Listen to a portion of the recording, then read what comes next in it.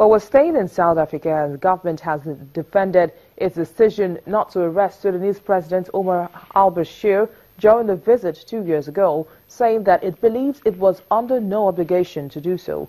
South African legal representative Dirk Ladi told judges at a hearing at The Hague that the ICC warrant does not outweigh a South African law that grants sitting heads of state immunity from prosecution.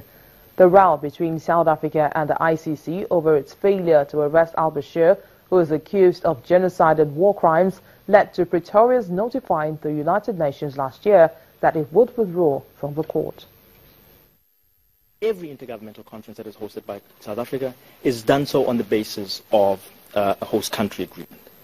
Each and every one of these host country agreements, not some, not most, every one of them contains immunity provisions. So it is not true to suggest that the host country agreement was concluded solely for the protection of one person, Mr. Al-Bashir. Away from South Africa now to the Horn of Africa, where militant group Al-Shabab has dismissed Somali President Mohamed Abdullahi Farmajo's declaration of a war. On a website affiliated to the group, Al-Shabab says, quote, "Every Somali federal government leader has threatened to wipe out jihadists in this country. Farmajo just did what his former friends have done. His statements were just to please the West, but will damage his reputation if he had one." End of quote. The group also claims that it has increased its capabilities since Mr. Farmajo was Prime Minister in 2010. Yesterday, the president said Somalia was in a state of war against the group, and he offered a 60-day amnesty for militants who have been misled into believing that the Al-Qaeda ideology. Well, he also reshuffles the country's top security officials, appointing new chiefs of national security and intelligence, the commander of police, and the head of prison forces. In Gambia's long-time opposition party, the UDP has won an absolute majority in parliamentary elections, easily defeating the party of ousted leader Yahya Jammeh. According to official results, the United Democratic Party won 31 out of 53 available elected seats in the country's National Assembly. The party had long considered itself a government in waiting.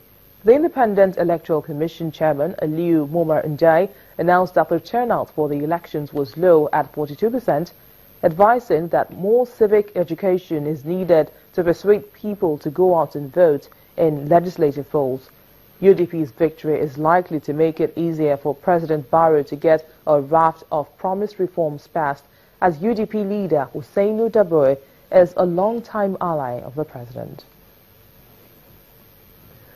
The persistent humanitarian crisis in the wave of Boko Haram insurgency has had a devastating impact on food security in northeast Nigeria, and that's according to the World Food Programme, saying that 44,000 people are facing famine-like conditions in Borno and Adamawa states.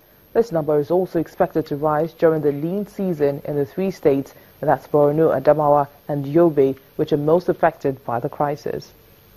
The World Food Programme, WFP, rapid response teams are being flown in by helicopter or by road in convoys to hard-to-reach areas to distribute food. Dikwa resident and father of 12, Babagana May Abba, was a driver. His house and belongings were taken by Boko Haram insurgents who burnt the house before leaving Dikwa following military intervention. Before receiving WFP assistance, he would go into the bush to collect firewood to sell. In northeastern Nigeria, some 4.7 million people face acute hunger in 3 states, likely rising to 5.2 million by June. Millions of people are likely to remain severely food insecure until October 2017. Some 1.9 million people are also internally displaced. We're pushing back on famine-like conditions in Borno State, where we have close to 2 million people who require immediate food assistance. Our major challenge right now across the 4 countries, northeastern Nigeria, Chad, Cameroon, and Niger, the first challenge is funding. In the next 4 to 6 weeks in northeastern Nigeria, we will completely run out of funds. Around 345,000 people affected by Boko Haram violence are in need of humanitarian assistance in Chad. WFP distributes cash in areas where markets are functioning enabling people to buy a wider variety of fresh food and help the local economy. Insecurity has prevented farmers from accessing their fields, leading to significantly below average harvests in recent years, one factor pushing up this annual lean season to as early as May instead of July.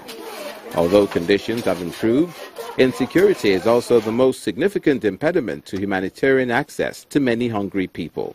Nonetheless, deliveries of food and nutrition support have contributed to reducing death and the prevalence of acute malnutrition in some of the worst affected areas.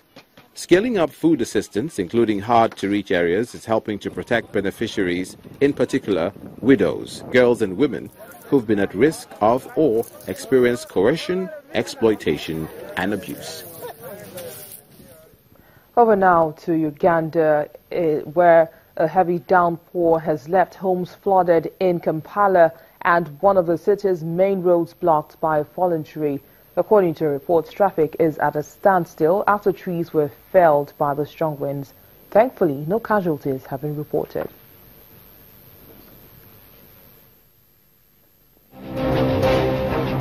Still to come on Network Africa, our Africa Tech segment takes a look at how technology can be used to fight diseases.